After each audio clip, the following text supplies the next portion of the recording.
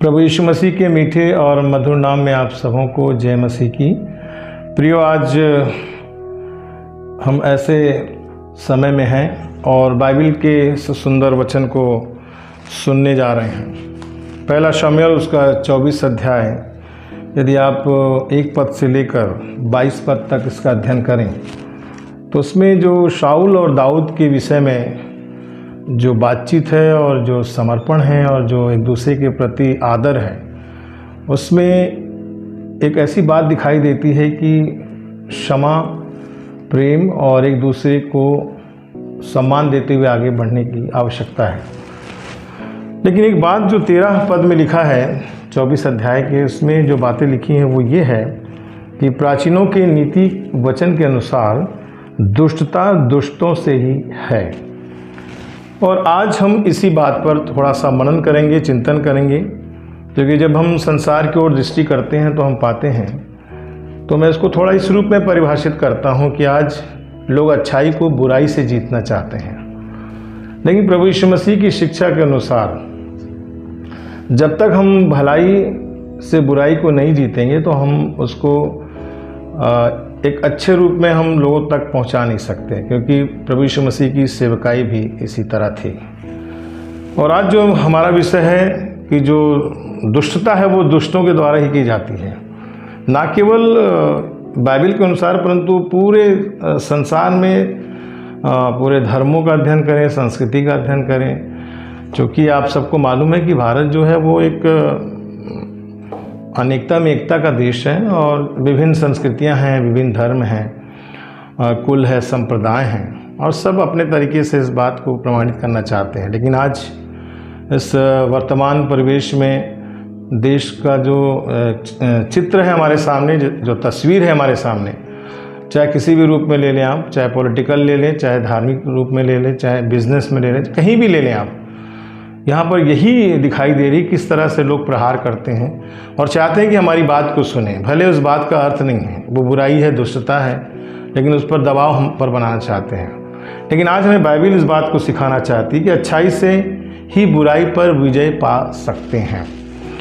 और यहाँ पर जो घटना है पहला शमूएल उसका 24 अध्याय 1 से लेकर, और शाऊल जो था इज़राइल का पहला राजा हुआ, और एक समय आया कि वो पहला राजा होने के साथ उसके जीवन में घटना ऐसी घटी कि उसको मालूम हुआ कि दाऊद यहाँ पर आसपास कहीं पर है वो। और जब वो ये सुना तो उसने 3000 पुरुषों को साथ लेकर वो उसे मारने के लिए निकल चुका, और निकलते समय उसको थोड़ा सा फ्रेश होने के लिए जाना था। बाइबल कहती है कि दिशा फिरने गया था वो, और उस खो में गया और वो चाह रहा था कि मैं जाकर फ्रेश होके आ जाऊं, जो अपनी भाषा में हम लोग बोलते हैं। तो वहाँ पर पता चला कि दाऊद अपने लोगों के साथ बैठा हुआ था, और जब दाऊद शाऊल को देखता है तो उसके अंगरखे का एक वस्त्र छोटा सा काट लेता है।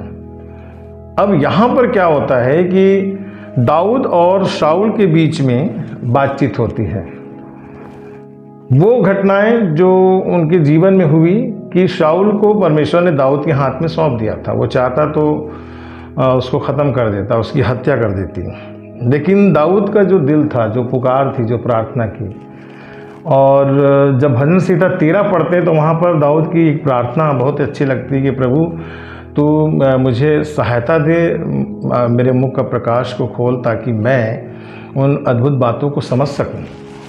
और जब ये सब बातें शाऊल और दाऊद के बीच में होती है, तब दाऊद वहाँ पर एक क्षमा की आत्मा को वहाँ पर दिखाता है। मेरा विषय इसलिए इसको मैं बताना चाह रहा हूँ कि जो घटनाएं आज घट रही हैं पूरे संसार में, खास करके अपने लोगों के बीच में, तो सहनशीलता जो है, धीरज जो है, जो भलाई है, वो कैसे काम करती है।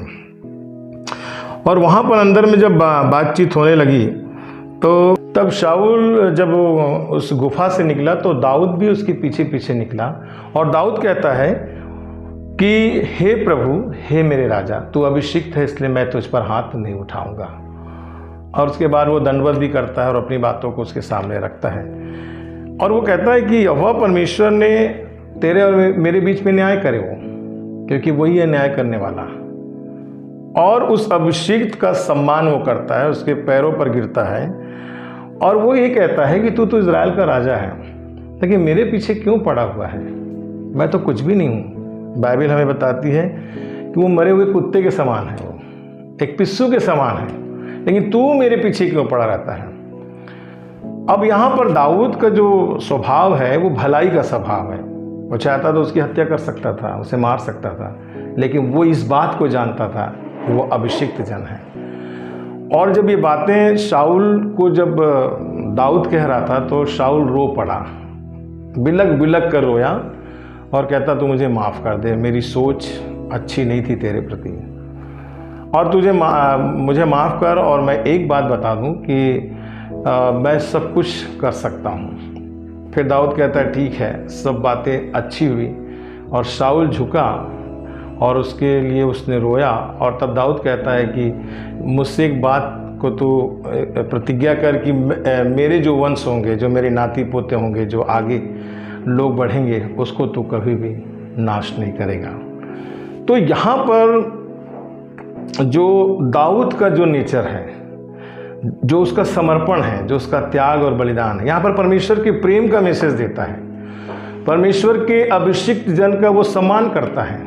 परमेश्वर के अभिषिक्त जन को वो ये बताना चाहता है कि परमेश्वर दया करने वाला परमेश्वर है। आज की परिस्थिति में जो मैं देख रहा हूँ और जो वीडियो चैनल्स आते हैं, बहुत सारी न्यूज़ पढ़ता हूँ मैं, खास करके छत्तीसगढ़ के लिए, इतने सताओ, ऐसे सताओ जो कहते हैं ना, गुनाह हमारा कुछ भी नहीं, लेकिन सज़ा हमको मिलती है।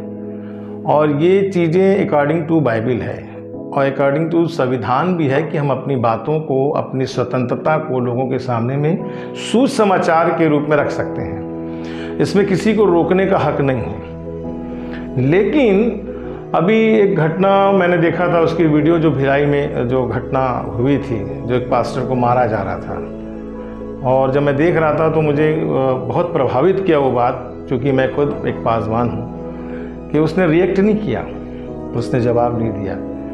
लेकिन जो उसका जो एक्शन था, जो उसका जो समर्पण था, उसमें एक भलाई थी कि मारने से संविधान नहीं बदल जाता, मारने से सुसमाचार नहीं रुक जाता, मारने से हम परेशान नहीं होते हैं। वो तो खुदा ने तो खुद सलीबी मौत सह ली, यही बात सिखाए जाओ और तुम लोगों के तक मेरा सुसमाचार पहुंचाओ।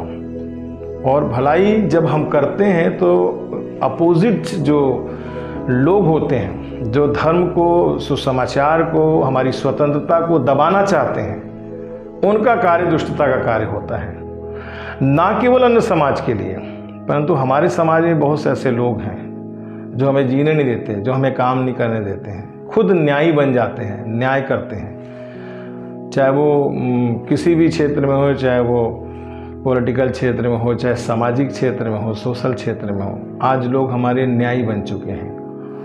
मैं इस संदेश के माध्यम से लोगों को बताना चाहूँगा, अगर आप लूका रचित सुसमाचार उसके 6वें अध्याय को पढ़ें, वहाँ पर साफ लिखा हुआ है एक मसीहत का जो खास बातें होती है।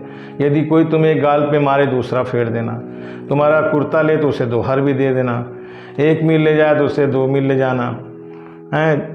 बहुत सारी बातें हैं जो एक भलाई को दर्शाती है, लेकिन भलाई को लोग हमारी कायरता समझते हैं। और जब कायरता समझते हैं तो हमको ऐसे समय में, इस विषम परिस्थितियों में जो वर्तमान में ना केवल छत्तीसगढ़ में, पूरे देश में इसका हम देख रहे हैं, वो चीज़ें केवल भलाई से ही जीती जा सकती है। और जो लोग इसके विरोध में काम करते हैं, आज देश की हालात क्या है, हर एक जवान, हर एक बच्चा समझने लगा है। यहाँ पर प्रभु यीशु मसीह की शिक्षा यही है कि भलाई के द्वारा बुराई पर हमें जीत हासिल करने की आवश्यकता है। कई कांड मैंने रायपुर में भी देखा, उसका वीडियो, जहाँ पर लोग न्याय के लिए जाते हैं वहाँ न्याय नहीं मिलता है, जहाँ पर लोग एक अच्छे काम को करने जाते हैं वहाँ काम करने का अवसर नहीं मिलता है। सिर्फ इस बात को जानते हैं कि ये सत्य को जानोगे और सत्य तुम्हें क्या करेगा, स्वतंत्र करेगा। बाइबल में इस बात का जिक्र है और प्रभु यीशु मसीह ने खुद इस बात को कहा है। तो जब सत्यता की बात होती है तो लोगों में तकलीफ़ें आने लगती हैं, और फिर वो रूप धारण करते हैं जिससे वो हमारी आवाज़ को दबाना चाहते हैं। वो आवाज़ जो स्वतंत्र है, जो हमारा अधिकार है, जिसके लिए हम चुने गए हैं, चाहे कोई भी हो, चाहे वो पासवान हो, विश्वासी हो, चाहे मसीही हो, हर एक को सुसमाचार प्रचार करने का अधिकार दिया गया है। और जब ये अधिकार हमें मिला है, और ये अधिकार कोई मनुष्यों से नहीं मिला है, ये अधिकार हमें अपने प्रभु से मिला है, अपने खुदा से मिला है, प्रभु यीशु मसीह से मिला है। आज मैं आप सबों से यही कहना चाहूँगा कि दुष्ट केवल दुष्टता के लिए ही बना है, और वो दुष्ट ना केवल धर्म के लोगों को, धार्मिक लोगों को परेशान करते हैं, परंतु हर एक क्षेत्र में आप देखो कि वो अपने कामों में सिर्फ उसी काम के लिए लगे रहते हैं। इसलिए बाइबल हमें बताती है भलाई करो, और भलाई करके बुराई को क्या कर लो, जीत लो। और तब हम आज के परिवेश में इस बात को समझ सकेंगे। ज़रूर इस बात का तकलीफ़ होता है कि मैं भलाई करता हूँ और दुख में रहता हूँ, लेकिन वो हमारी संसारिक सोच हो सकती है। लेकिन जब हम धार्मिक तरीके से, आत्मिक तरीके से सोच को रखेंगे तो हम पाएंगे कि भलाई ही एक ऐसा स्थान है जो दुष्ट को दुष्टता करने से ही रोक सकता है।